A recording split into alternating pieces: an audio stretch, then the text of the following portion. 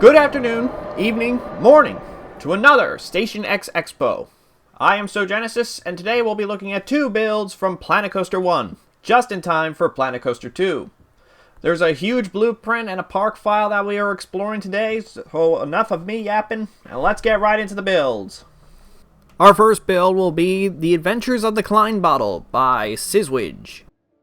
And with the sun beaming down on the Klein Bottle, we have me. Our first build for the showcase is The Adventures of the Klein Bottle by Sizwidge. Now, I have a bit of a lengthy description here, so let me read it off to you. Hello. If you're going to present this, you should know that this is a very special dueling roller coaster that you won't see anywhere else. It's the latest in a series of coasters I've built to showcase the beauty and interest of mathematics. The first being Chaos Theory with the Pohnpei ride. This time, Topology with The Adventures of the Klein Bottle. It's a dueling roller coaster that takes place on the surface of a 200-meter high steel structure called the Klein Bottle. Enjoy the thrill, the view, and the little pre-show. This video will self-destruct in 5 seconds. Nah, I'm just kidding. But the opening sounded a lot like that sort of messaging. Anyway, we got ourselves The Adventures of the Klein Bottle. Not only part 1, but part 2. This is a 2-part blueprint available in the Steam Workshop. And already this structure is absolutely, well, it's insane. It's chaotic in nature. And of course, with Pohnpei and the 3-body problem, it's of course part of this whole Chaos Park that Sizwidge has been working on. And well, what better way to have absolute chaos than a roller coaster that is modded. We got a launched roller coaster that is going in all sorts of directions and getting very close to each other, all atop a massive TMTK structure. All of these rivets right here are all TMTK pieces, rivet steel. As stated, this show does have a pre-show. This has custom media within it, so it's a custom media and TMTK build. And this ride features 3 rides. At the bottom right here, we have a gondola that will take you up to a nice little patio that is right in the center of the Klein Bottle, and you can get some great views of the coast. But this structure, just standing within it, how open and wide this is absolutely insane. Sizwidge has gone absolutely bonkers with this design. I mean, and now here we have a massive 3-ride structure that just dominates, and of course has that vibe of like of Spaceship Earth from Epcot, mainly in this bottom structure here, but then it just keeps on climbing. So I did some quick mathematics and I found out that 200 meters is 650 freedom units. It's absolutely gigantic. Now, of course, let's stop talking about the main structure itself and actually get to the ride itself. Now, since this is a dueling coaster, it has 2 separate stations. This is not a Mobius loop coaster, which means the coasters are the same track, but they operate as a dueling coaster. This is just 2 separate dueling coaster trains. The pathing, we'll cover this when we're getting to the setup of this build, but the pathing is large and massive. Basically following this path, it is 2 separate lines. So I will admit this pathing is not perfect. The system that was used to showcase the layout of the pathing was used through basic shapes, which they can change in shape and direction at random, which is why some of these lines are kind of moving all over the place. And also it was very tricky to kind of thread the needle, especially once it got into the middle here. I even had to shrink the width of the path right around here so that way it can make the turnaround. Which I'm very sorry for all that. Once we actually see the park layout, it's going to look way better than what I did here. But like just as a blueprint, it's a little difficult for a path setup. But regardless, I set up a nice little plaza area here. We got all 3 queues right here. We got a nice exit ramp, and of course we have all of the exits for both rides. And yes, tunneling is used as the exit for the orange train, and then vice versa. The entrance for the purple train is used for the entrance. Now, of course, I will admit I kind of had difficulty understanding the tunneling instructions. I tried my best with what instructions were provided to me, so I apologize if this does not look as clean as it should be. It's enough time rambling about pathing. You all came here to see what the ride is all about, and frankly, I want to see this ride operating. So, I'm going to choose the orange train since I am a nomad. Orange is kind of my thing. And let's check out both POVs for the adventures of the Klein bottle. Let's go.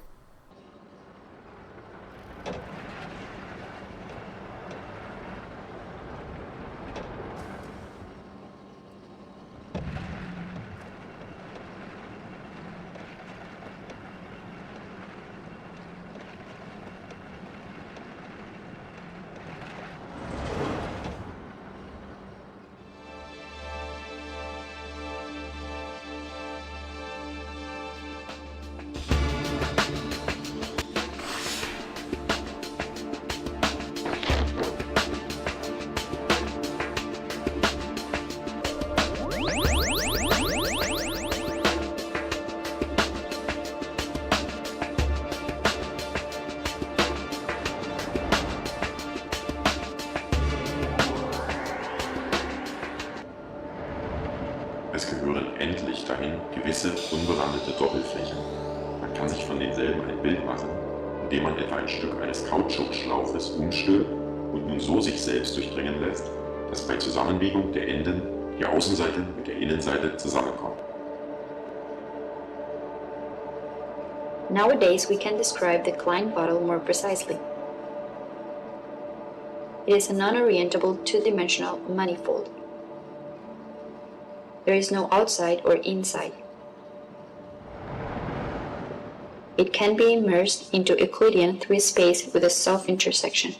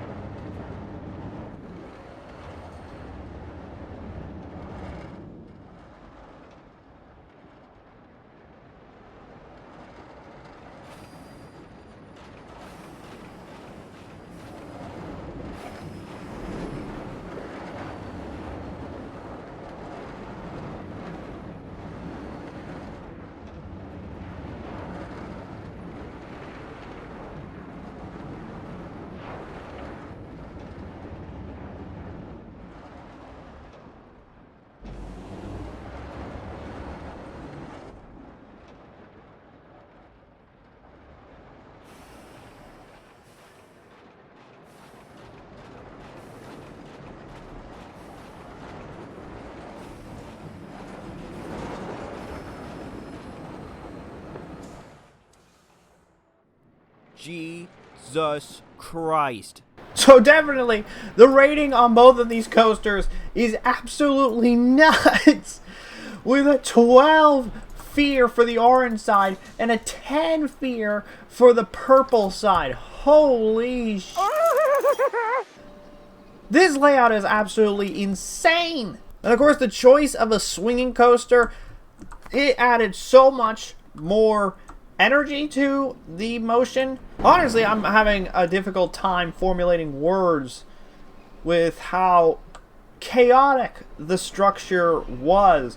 We were going very fast, and thanks to swinging coaster trains, of course, we're going with the curve. And of course, then we hit hard elements, and suddenly we are upside down. Honestly, this is a good proof of concept of what a launch swinging coaster can do.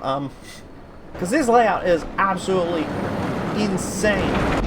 Especially right up here in the top of the climb when it hits that inversion. Like it's a cool use of the swing. Like an inverted swinging coaster, that has to happen at some point with these Vekoma swinging coaster trains. Although it's using B&M tracks, so don't get confused now. I definitely think one of my biggest problems with the ride, and this is coming from somebody who was personally built, like just dueling coasters in general.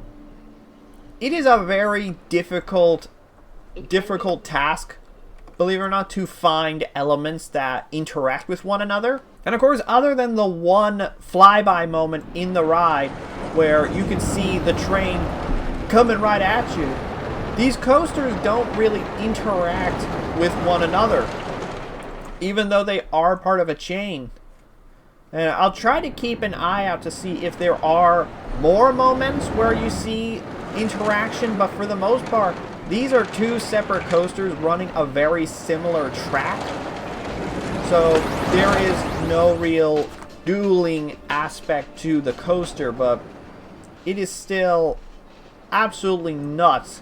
Especially when you're rounding the corner. I can tell Sizwood really tried to save the coaster's ratings with all of these brakes, but like depending on how hard you got that deceleration rate on and if it's going downhill or not, it ain't gonna save it. Like you probably gotta hit a lot more trims on this section.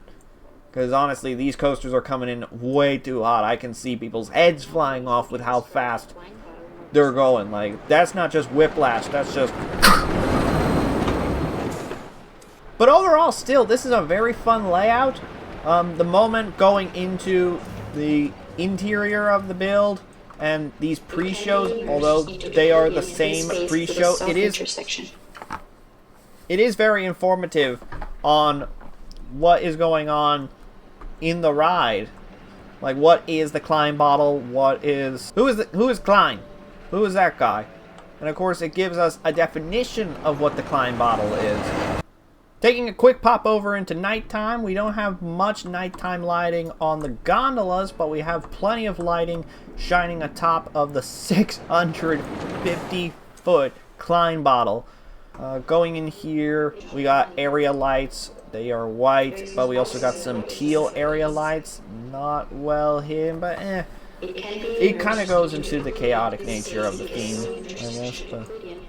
Oh, I didn't even notice. We have glass down here in the queue that gives you a good view of what the Klein bottle is. Of course, I chose a very bad time to look at it with all the lights shining on it and reflecting. Of course, exterior here, it has some basic adobe walls, but again, the main spectacle of it all is focusing on the Klein bottle itself. Like, this is clearly the structure, like, that you came here to visit. Like, it's the spectacle, it's the coup de théâtre of the ride. You don't really need to worry about anything else, and it's really good at hitting you with that spectacle. That's why, like, everything else in the queue is a little more basic, and I can forgive it for that, because, again, the Klein bottle is just, it is a spectacle to see, and it is incredible. I still really like this coaster. I still really like the coaster, and I love the structure. And of course, we're taking one last look at the structure from the observation deck within the Klein bottle itself, and yeah, this amalgamation of steel. So we're taking one last look from the observation deck within the Klein bottle, and we're trying keep an eye on the coaster. This is an absolutely incredible build. I mean, again, being in the center here, it really gives you a scale of the Klein bottle itself. Of course, it gives you a fantastic view. All of those coaster foamers are going absolutely nuts right now with their high-definition cameras. But I think we should get down into the placement of how to place down the Adventures of the Klein Bottle Part 1 and 2, and then we should wrap it up with our final thoughts. So, I'll see you there. Upon placing down the Adventures of the Klein Bottle Part 1 and 2, these will be the shapes of Part 1 and Part 2. The easiest way to find both parts is to go into your Building tab and type in Klein, and then once you select Part 1, this is how it will come out once you select Klein Bottle Part 1. What you'll need to do now is locate this yellow arrow and sink down to the Bury Me, but have enough room for Show Me. Of course, with the structure's size, it's a bit difficult to nail the Bury Me, Show Me, given that there is a thin margin of error. It should still apply. Of course, these signs are connected together as a massive pathing layout group, so be careful when making a selection to delete a part of the structure. When constructing Part 2, make sure you select Part 2 and wait for all TMTK pieces to load up. Then carefully align the piece to this second yellow arrow right here, which tells you to overlap. Of course, you will need to sink down the piece to match up with the overlay me, but slowly, if you line it up correctly, they should easily overlap each other. Then you press select and you begin your pathing setup. Pathing will be displayed through these basic shapes, which will form the rough layout of your pathing. The red tiles will represent your queue line, while the purple represents normal guest pathing. Instructions on what sizes will be best for this area will be displayed on the side, or will be represented through the clusters of the circles. The pathing for the observation deck will also be marked with a similar pathing setup. Once your pathing is fully set up, make sure you select a piece from any part of the environment group, and then press delete, and you have yourselves the completed pathing setup for both parts of the Adventures of the Klein Bottle. Of course, what I would personally recommend to setting up pathing is making sure that you go into your scenery pieces. Look for stuff like an arrow. It could be any of the arrows that are within the game, like the neon sign or any TMTK. Just kind of have them pointing in the right direction, and you just keep it angled, snap, straight forward. And then once you get to the bits, you just change the direction and point. And then once you get to the next point. Usually with these huge cattle pens, that's usually the best way to do it. So it saves up on pieces and it saves up on resources. And it makes it a lot easier for communication when placing down the pathing.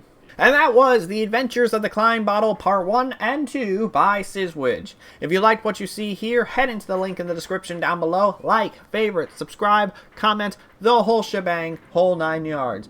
Make sure you show your support to Sizwidge on both Part 1 and 2. Now, we're going to finish up here, and we're going to head on over into our next submission, which will be our park file and the final build for this expo. So, I'll see you there! Our second and final build for the showcase will be Kayara's Lakeside Vale, better known as Steamchur Vale. And here we are at Kayara's Lakeside Vale Park. Now, there's a small description here. It kind of gives a bit more context as to why there's two names in this build. So, welcome to Lakeside Vale, or Steamchur Vale, as the new park CEO prefers to call it. Here you can find enjoyment for all ages, no matter if you prefer thrill rides, coaster, or a pleasant car ride. It was decided to keep as much nature as possible and even add some new. Enjoy your visit in probably the first and only combined steampunk and adventure park in the world. Built for the Lakeside Vale contest by Moomin Little Socks. And of course, they provide a bunch of POV descriptions for the rides, which we will get into later. Special thanks goes to Beartastic and Metaparks for constant feedback along the way, Relly for the Art Deco font, and the clocks, and especially the Earhawks, who created for me the wonderful font I use at the main entrance in the park. Of course, we have this absolutely massive and gorgeous park filled with a lot of nature apparently. But it was mentioned that this is part of the Lakeside Vale contest by Moomin Little Sock. So let's actually run through the rules of that particular contest first, to get some context behind this build. Moomin's Lakeside Vale contest is a park contest for Planet Coaster 1 that began on May 6th of 2024 and ended on July 15th later that year. Contestants were tasked to build a park in a pre-built map, but had to adhere to strict rules that were added upon or expanded further as part of an immersive role-playing experience. Contestants initially had to build 4 flat rides, 2 coasters, 1 track ride, 1 gift shop, 6 concession shops, 3 toilets, and 1 vista point. However, rules regarding specific scenery pieces and theming, staff wages, and accessibility were added, as well as increases to certain build requirements. Anything within the park border could be altered, and a light 50k piece limit was implemented. TMTK and custom media were allowed, however, the Planet Coaster mods were not. And there we go. The list of rules absolutely got insane. I know when I was reading them, I could not believe what I was hearing. So frankly, I'm ready to explore this park and find out every single little detail, nook, and cranny. And already, these lanterns are very cute. So I took about a few seconds to look at this a little more closely, and I realized this is a standing torch. That is the frame that's being used. And then we have an oil lantern hanging upside down. And then we have one of the regular lanterns, the iron hexagonal lamp, flipped upside down. It's a fantastic looking light. I absolutely love it. So walking up here, this seems to be a spot for the staff room, since staff rooms had to be less than 100 meters away from a guest. We have the track ride Zyphora, which looks to be an adventure theme. I wonder if this is part of the rules, which one of the rules said that there was an ancient tablet that the contestants had to make a ride themed off of. We got the Gulpy shop that was required by the rules to be implemented, and it seems as if we have Zyphora running all around it, so I'm excited to get on that. Oh, we have the Serpent. Looks to be a premier launch coaster, or also known as the Torque. I'm loving all of the vegetation and life, and of course I can see how this is accessible given that I have not seen a single stair yet. We have a very unique swing ride called the Sprocket, using a bunch of steampunk pieces. I mean, this is Steamtuck Vale. I'm loving the vegetation around this build. Usually with steampunk, you usually see gears all over the place. That's kind of traditional, but this is actually very cleverly designed. What do we got here? We got the Victorian iron pillar cap. Yeah, it's these pieces. They kind of hang off the side and they form an arch. So that's a very creative way to form a very beautiful, like, Victorian style arch. Here we have a taste of that custom TMTK font for Chronos, which bleeds into the Super Looper. And it's all themed to a clock. Loving all the Oz clocks right here. And well, that's very cute. Hiding a clock within the side of the loading platform. I actually like that detail. That's very cute. And also the clocks have multiple faces. I just realized that they have an hour and a minute hand double time. Like, oh boy. I would hate to be this guy trying to figure out what the time is. Back on the main pathway. We got Gulpy running around. The Gulpy mascot was another requirement for the rules, so good to see Gulpy running around. It's a very interesting building. I really like this. It's got, of course, it's got the Moorish pillar. Using the Victorian wall pieces from the World's Fair pack, if I remember correctly. Ooh, ancient golden eyes for the accents. That's a very nice touch. Oh, a tin roof from the vanilla game. You rarely get to see this piece used because it's so specific. We got a gift shop right over here, Looney Balloons. That filled out right there. Oh, it looks as if we have Zyphora running around at top speed. Dang. That was just the entire Mayhem area, so that's going to be interesting. That explains why there's a huge pileup right now. Big coaster, people want to see it. They get stuck.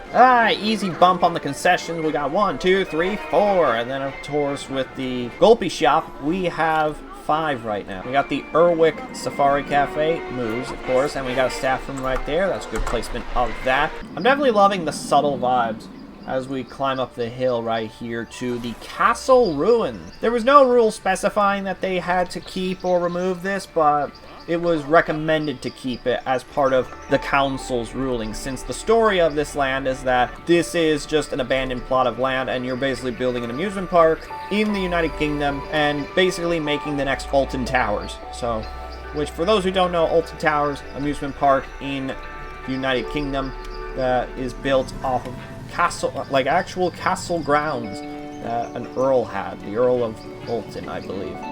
It's a very nice, relaxing area. This is great because the rest of the park is a lot of clutter. It's a lot of mess, but it's good clutter. It's very good clutter. So having this little resting area with nice, comfy music, all the lights hanging around, it adds a lot of energy and kineticism even to this very quiet land right here. Of course, I wonder what is up with the artifact, because while they were excavating, they found the artifact. So I definitely wonder what the story of this land is. Like, what is the story of the Lakeside Vale? Why was it abandoned? Why was there a castle here? I want to know all these questions. And of course, I want to sing a Phil Collins song right now to kind of fill in that gap, but I don't want to get copyright stricken. Vertovia. We got a Huss spinning ride. Of course, I'm listing off the real life names, possibly because I'm getting myself hyped up for Planet 2 right now, but I'm letting out my coaster nerd in me speak out right now, so if I say the real manufacturer and ride model, nerd alert. But yeah, we got a Huss spinning ride, strongly based off of Phantasialand in Germany. Of course, really cool. You come down to this point and there's water on one end, and then you got the water on the other hand, but you got this really incredible wall piece right here.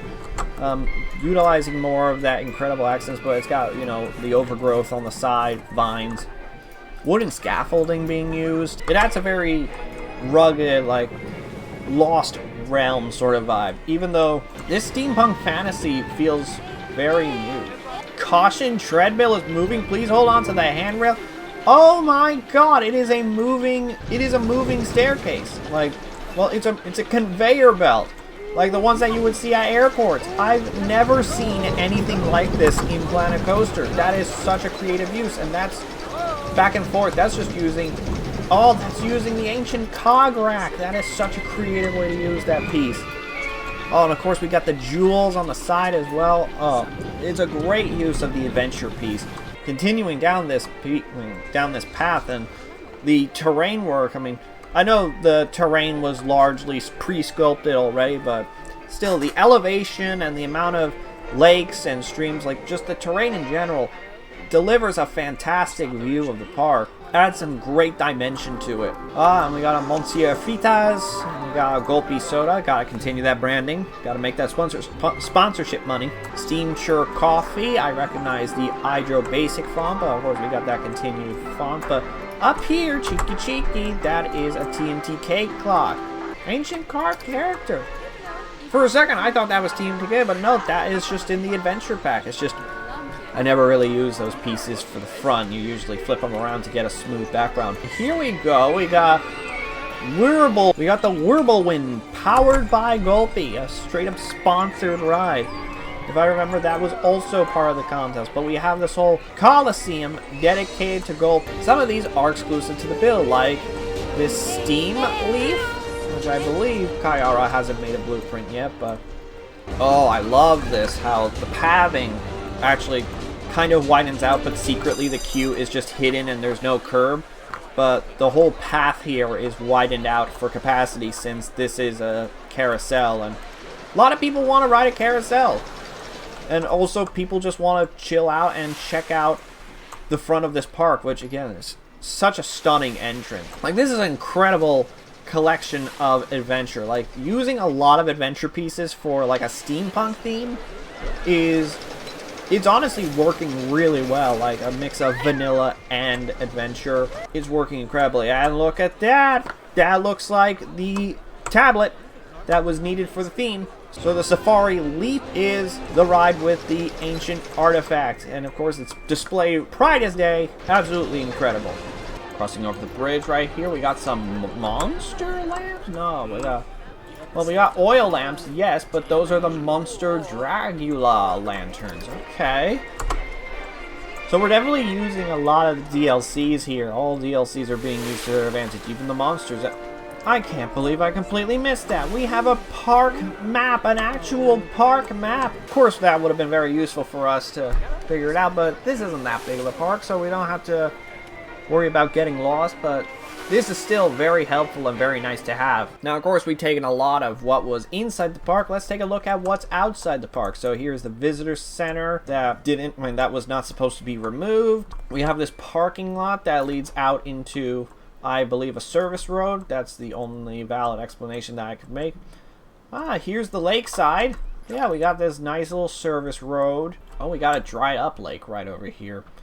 I'm probably just looking at bits that the map creators did instead of the park creator. Oh, especially obviously since this is outside the border, which is very cool. It's very cool to see.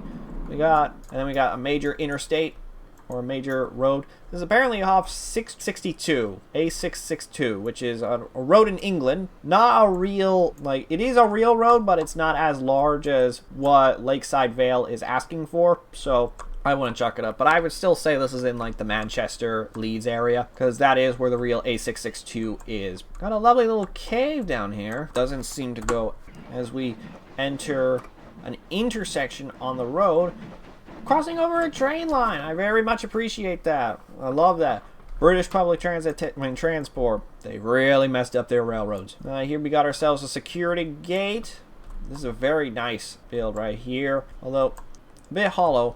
We enter in through the park and we make it to the parking lot. And of course we have a nice sized lot for a pretty decent sized park. But of course I would really appreciate it if the builders of this, of the Beyond Border, could actually build a train station here. It would be nice. I mean, what do I know? My knowledge of British rail comes down from Thomas the Tank Engine, so switching it over to daytime real quick to give some solar energy to the solar panels and to possibly find any details that we may have been missing just from the nighttime. And of course, we got a restroom right over here. We got more details on the back right over here. Oh, I wonder what's going on over here. Oh, is Steam Cure Coffee taking water from the lake? I hope it's very clean. Oh, God. Oh, right over here we have a nice little fountain area, nice little rest place. A lot of resting places here in this beautiful, beautiful park.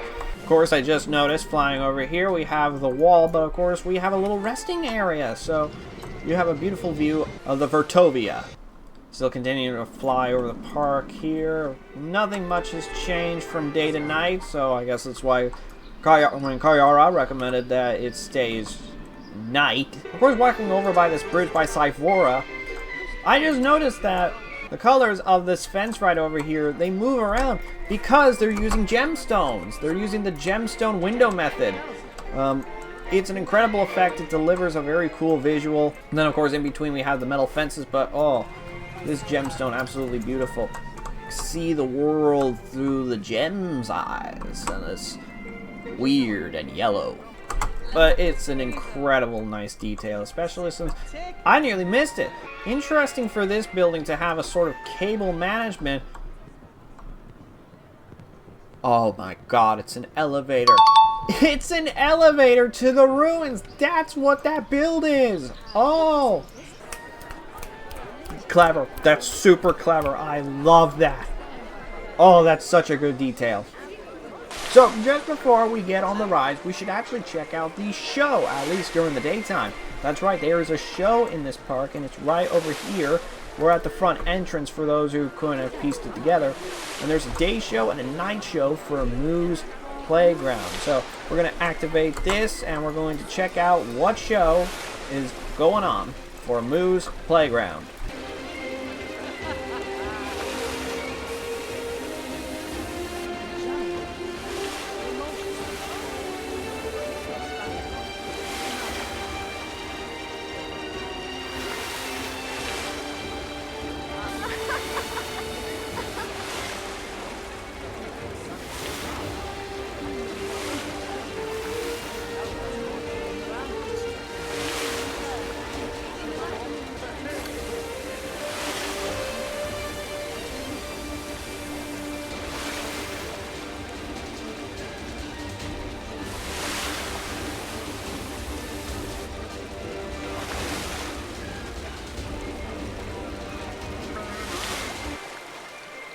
And that was such a cute show. You rarely get to see shows in parks anymore, simply because the sequencer is a nightmare.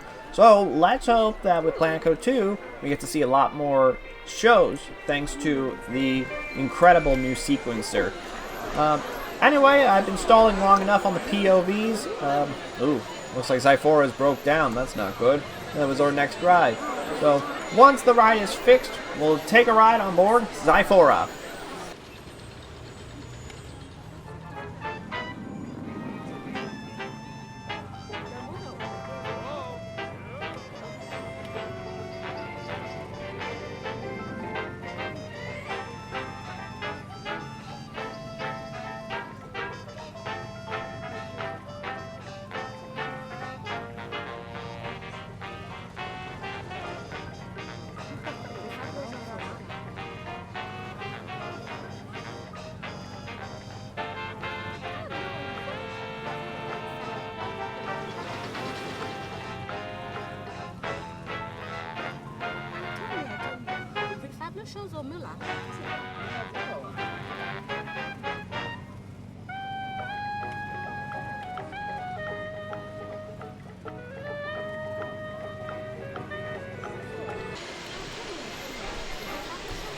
No, your computer is not broken. My lips are moving, but they are not matching up with what's being said now because Mr. Guy, surrounded in the green box, forgot to turn on his microphone for a good chunk of the recording following the rides.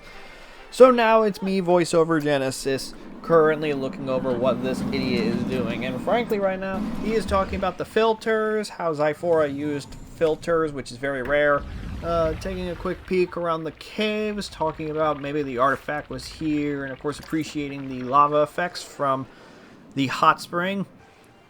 Then we got ourselves just looking over the bridge that goes over to Mayhem, and of course entering the queue for Serpent. Of course, I didn't want to skip over this part, but I also really did not want to record all this footage because this was like 3 days after I filmed this, and editing takes a lot of time, and I'm just very busy, so I just want to get this video out.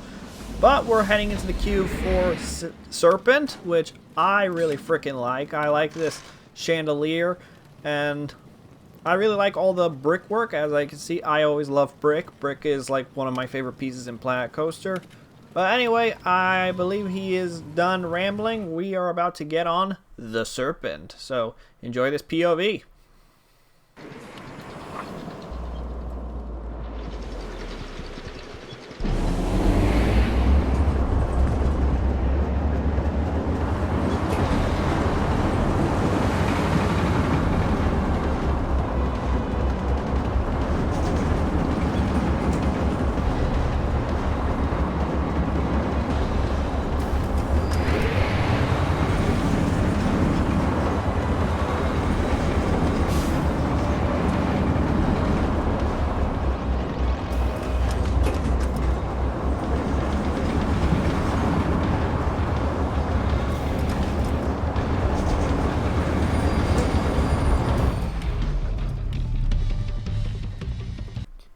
Hi, it's me again, still being stupid and forgetting to turn on his microphone. Regardless, I really like the Serpent. This is clearly a 4-meter smooth coaster. I mean, the instructions that I was given told me, hey, ride this in track view, which is usually a good sign of a 4-meter smooth coaster. And honestly, in my opinion, that was pretty smooth. And it was a pretty great layout, so kudos to Kayara for that layout. And of course, I'm rambling about how the lighting really helps bring some light to the park. I mean, that's obvious, but it adds some more dimension to it because you see the coasters in the background, and of course the lights take your attention to it, since of course they're in the back of the park, and it helps really emphasize the size of the coasters and makes them more incredible. And now it looks like we're heading on over into Mayhem. The line was quiet at this point because the ride broke down. There were no mechanics in this park, so all the rides just broke down and there were no mechanics to fix it. I don't know if that was a problem with other showcases, but So now we enter a smooth cut to get to the footage of me actually going through the queue of mayhem. I'm sure you noticed, but I edit a lot of stuff. Like, I edit a lot of transitions. There's just a lot of clips. Mostly of me just kind of staring off into space, not knowing to say, and just kind of me yapping, and just me having trouble saying words and stuttering. It is just a difficult thing for me, but in this case it was just to get new footage. But regardless, I was raving about the elevator. Again, Kayara did a great job. Q, there isn't really much going on. It's just gates and bricks. It really feels like a Six Flags queue, honestly. But we got ourselves bricks for the ramps. I found that as a very cute little detail. And of course, going up onto the flat portion of the incline, we had classic brick decorations. So again, it was a nice combination of Victorian roof pieces and classic brick decoration pieces. But anyway, we're in the station for Mayhem now. I appreciate the sunroofs. Adds in a lot of natural light. It's good to have a lot of natural light in these stations. But this ride, Mayhem, I'm going to cover it now, but this ride is in memory of Zafor. May Zafor rest in peace. But yeah, Mayhem is... Well, let's do the POV of Mayhem now, since we're here. So, I'll see you guys after that.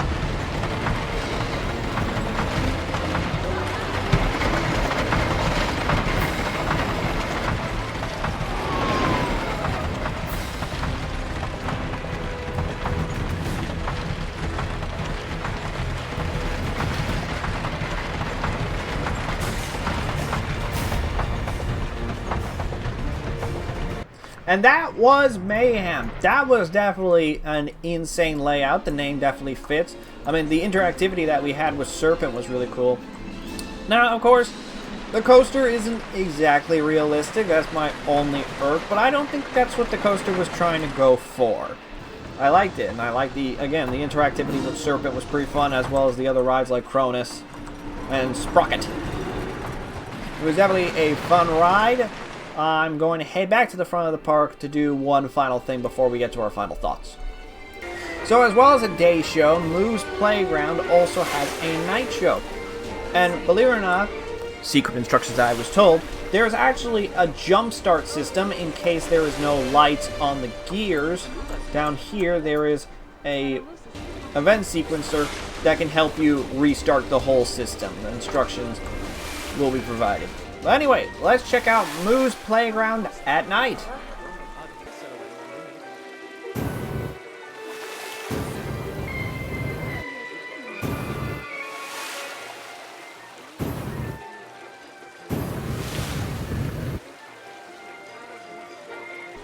A fiery show to finish off our showcase. Let's get on to our final thoughts and finish up this expo. And that was Steamture Vale, also known as Kayara's Lakeside Vale. If you like this build, make sure you head into the description down below and like, favorite, subscribe, comment, the whole shebang. Make sure you show your support to Kayara's build. This is frankly an incredible build, and it's definitely worthy of its 5th placement in the competition. Yes, it made it to 5th place out of 41. 41 submissions for this contest, and this build made it to 5th place. That is definitely a really good build. Make sure you show your support to this incredible build. Now, of course, don't take my word for it. Take it from our wonderful sponsor, Gulpy Soda. Gulpy Soda. Finti Mazuba. Anyway, I digress. Let's finish up this expo. And that was our Coaster Expo. There were some incredible builds and I am grateful for presenting them to you. If you wish to support these builds, head into the link in the description to like, favorite, subscribe, and comment, the whole 9 yards. Show your support to these incredible builds.